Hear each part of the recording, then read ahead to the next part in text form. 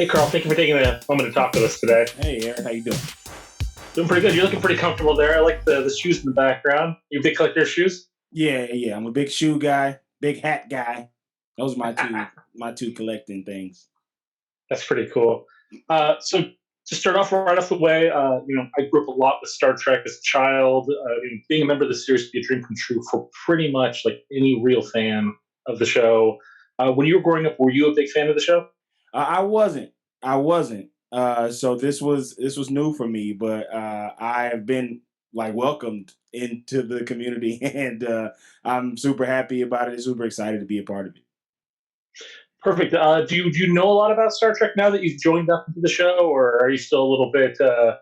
I'm still a little bit foggy on it. I do know. I mean, I know certain characters. I know some next generation stuff. I know. I did have a Star Trek lunchbox when I was a kid. Uh, So I did you think watch the Next Generation or any of those I shows? watched a little bit of Next Generation, and I watched a little bit of Deep Space Nine. Uh, Nice. my stepdad was a fan of Deep Space Nine, so I was a huge fan of Deep Space Nine as well. yeah. Did you get to see the episode where your character's race actually was in it Yes, I did watch that episode. Yeah. recently or back when you were a kid? Recently.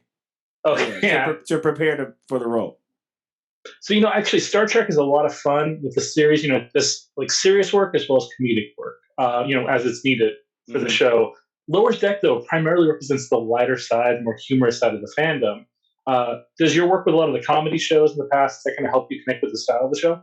Yeah, I think so. I think what I like about it so much is that it's kind of a challenge to keep the same gravitas that Paul Winfield brought to the character while also, being real and making him kind of goofy a little bit and having these flubs and mess ups and things like that. So I think that's what's so much fun for me. Well, now you mentioned the flubs. As the character is in the series, there's some translation issues with the phrasings, specifically things were like colloquialisms. Now, when you get the actual script, though, do you get to see like the actual words on there, or is it just like the phrases exactly as they're said? Exactly as they're said.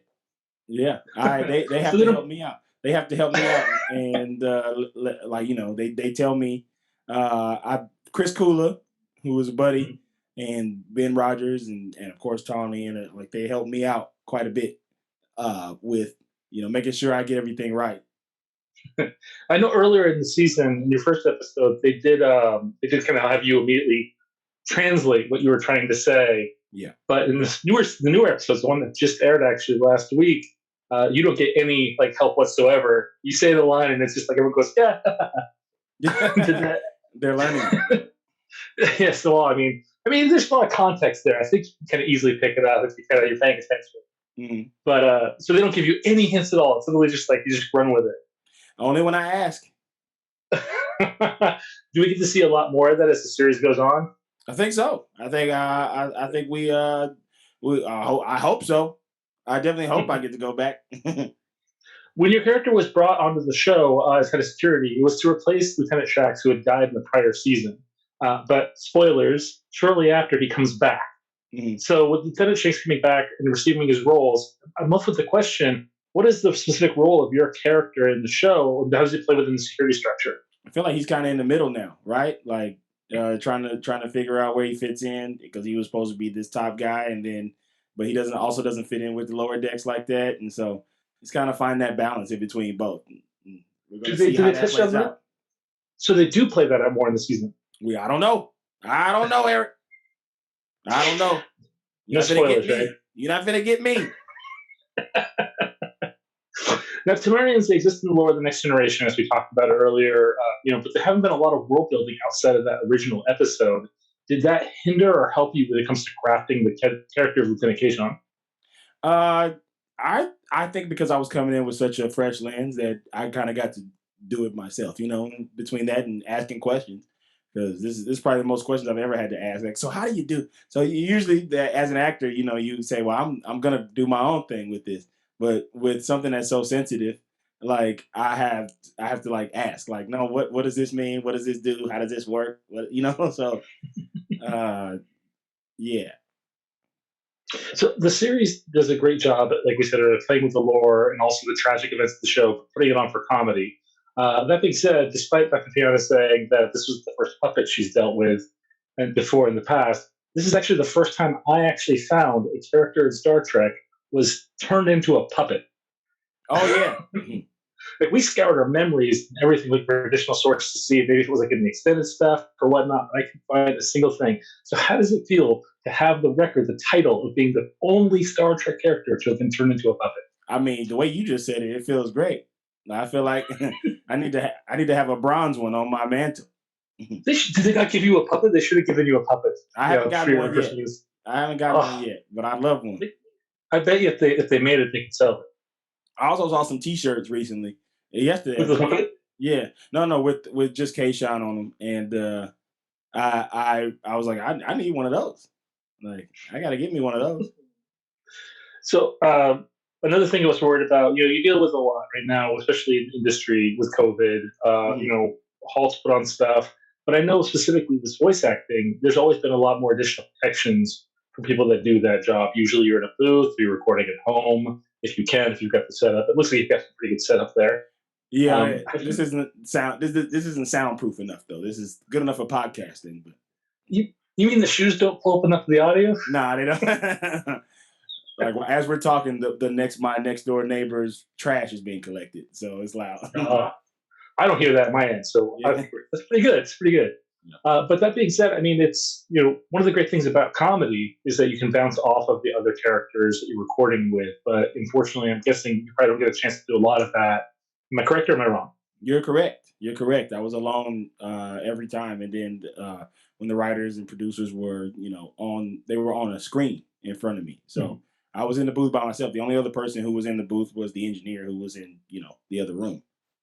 But I was there. I was there alone the whole time. So that is tougher. And I was. But luckily they would bring us in when there was already some dialogue recorded already from the other characters, so I'd be able to play off of it when I heard it. Gotcha. So you can kind of bounce around with what they've already done. Hmm. Now, you've worked on shows like the Eric Andre show, which is, if anything, that is a very personable show. There's a lot of people and a lot of things going on. How much of a shift was that from working on that project to working on this one, where you're literally just like you in a room with one other person? With voiceover, it kind of is like that a lot. I would say so. You get used to it, but definitely, it's always fun being in a room with a bunch of people because I feel like that's where creativity really thrives when everybody's, especially in writers' rooms. There's a lot of improv going on. Things why a lot of improvisers end up becoming writers and stuff like that because there's a lot of bouncing off each other and having a good time and finding new ideas that you didn't even think like when we were in the writers' room for the Eric Andre show, it's all day. It's really just like a big improv session, like where everybody is just kind of going for it, and you find those. That's how you find those crazy ideas, and Uh, that's really I've fun. I've interviewed Eric Andre. He's a lot. Yeah, yeah, he's I very love the good. man so much, but he's just so energetic, and does he ever turn it off? He didn't turn it off during the interview. He has his moments. Maybe when we're having lunch, he don't want to spill his lunch, but like, he's such a great dude though. I really I love that guy. Like he's such a great dude. Yeah. He really is amazing, and I love what you've done so far with this character. He feels very personable. He feels very friendly. That one scene at the bar, specifically with him trying to hit on the girl, Mm. was just it really fit in perfectly into the world of Lower Decks. And I wanted to thank you so much again for how great you've done with this character and for being a new member of the Star Trek family. Thank you so much, man. I really appreciate that.